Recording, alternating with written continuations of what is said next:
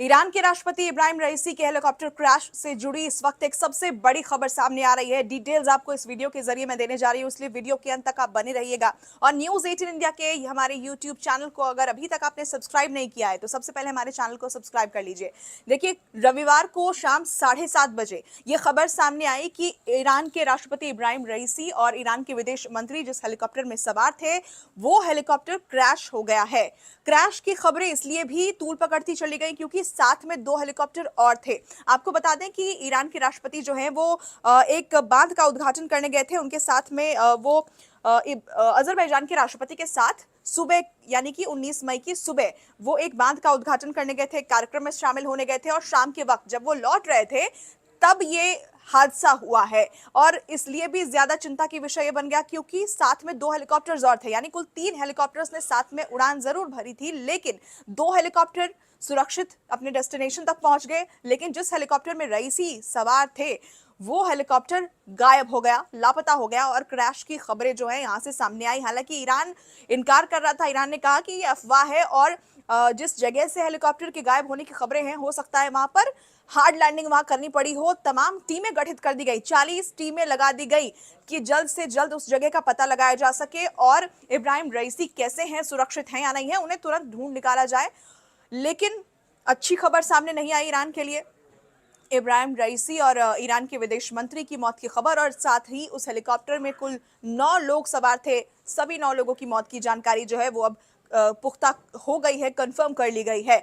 लेकिन इतना वक्त क्यों लगा, ये बड़ा सवाल है। बड़ा सवाल इसलिए क्योंकि इसके पहले देखिए ड्रोन के जरिए दरअसल तुर्की के ड्रोन ने अजरबैजान के उस इलाके में एक कुछ जलता हुआ एक मलबा जैसा कुछ देखा, जिसके बाद आशंका ये जाहिर की गई कि यहीं पर हो सकता है हेलीकॉप्टर क्रैश किया हो। और फिर जो टीमें हैं, क्योंकि उस जगह तक पहुंचना दूसरे हेलीकॉप्टर के जरिए बड़ा मुश्किल था क्योंकि मौसम बहुत खराब था, घने जंगल, ऊंची पहाड़ियां, और ऐसे में हेलीकॉप्टर से उस जगह पर जाना उतरना, सर्च ऑपरेशन को अंजाम देना काफी मुश्किल था। इसलिए जो पैदल रास्ता है, सड़क का मार्ग है, उसके जरिए टीमों को रवाना किया गया।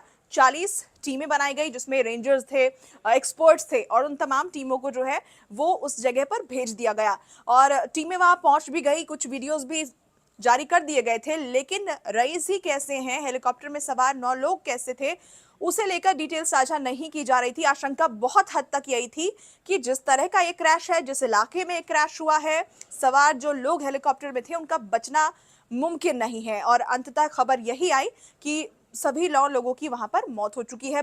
मुश्किल और चुनौतीपूर्ण था रेस्क्यू टीम के लिए उस जगह पर पहुंचना क्योंकि काफी दुर्गम इलाका, और ऐसे में 17-18 घंटे से ज्यादा का वक्त लग गया उस लोकेशन तक पहुंचने के लिए जहां से उन्हें मलबे की आशंका थी कि इस जगह पर हेलीकॉप्टर का मलबा हो सकता है।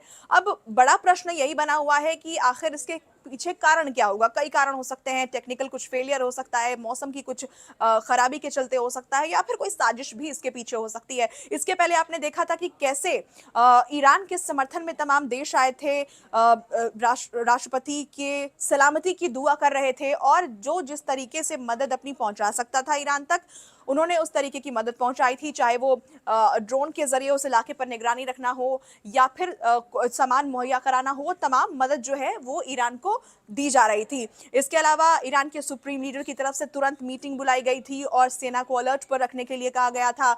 ये तमाम जो चुनौतियां पेश आ सकती थी आगे, उसके लिए तैयार रहने के दिशा निर्देश जारी कर दिए गए थे।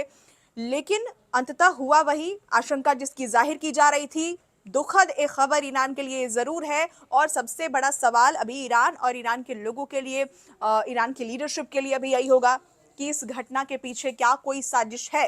क्योंकि इजराइल के लोगों ने, आपको बताएं कि इस घटना पर खुशी जाहिर की है। जब तक मौत की खबर कंफर्म भी नहीं हुई थी, सिर्फ क्रैश की खबरें आई थी, तब से कई लोग अपनी प्रतिक्रिया दे रहे हैं। देशों के राष्ट्राध्यक्षों ने इस पर अपनी संवेदनाएं जाहिर की थी, उनके जल्द सलामती की दुआ तो जरूर मांगी थी, लेकिन ऐसे भी कुछ वर्ग थे जिन्होंने इस खबर पर खुशी जाहिर की थी। तो इसलिए साजिश की जो बात है उससे भी इनकार नहीं किया जा सकता है। अब इसको लेकर जांच की प्रक्रिया आगे बढ़ेगी। उपराष्ट्रपति तब तक फिलहाल वहां पर ईरान में संविधान के मुताबिक वहां पर जो है वो कमान जरूर संभालेंगे। लेकिन ईरान के लिए और ईरान की जनता के लिए सबसे बड़ा सवाल यही, और इस वक्त बड़ी चुनौती भी यही कि इस घटना के पीछे का कारण क्या है वो पता लगाया जा सके। इस पूरे घटना की जांच होगी और फिर असली वजह जो इस क्रैश के पीछे की है वो सामने आ पाएगी। तब तक इंतजार जरूर करना पड़ेगा जब तक ये जांच की प्रक्रिया जो है वो पूरी नहीं हो जाती और ऑफिशियल कोई स्टेटमेंट ईरान की तरफ से जारी नहीं कर दिया जाता। लेकिन आपको क्या लगता है, इसके पीछे क्या कारण हो सकता है? क्या ये महज एक कोई टेक्निकल फेलियर था या फिर दुर्गम परिस्थितियां, खराब मौसम इसके पीछे एक बड़ा बड़ा कारण हो सकता है? क्योंकि इससे पहले हमने कई ऐसी घटनाएं जो हैं वो देखी है और इन बातों से इनकार नहीं किया जा सकता कि ये भी एक कारण हो सकता है। साजिश को लेकर आप क्या सोचते हैं? क्योंकि रईसी का जो किरदार है, जो शख्सियत वो थे, इस बात से इनकार नहीं किया जा सकता कि उनके खिलाफ कोई साजिश भी क्या हो सकती है इसके पीछे, इस हादसे के पीछे। आपको क्या लगता है? आप अपनी राय हमें कमेंट सेक्शन के जरिए जरूर बता सकते हैं और तमाम जो अपडेट्स इस खबर से जुड़ी हुई होंगी हम आपको अपने प्लेटफॉर्म के थ्रू देते रहेंगे।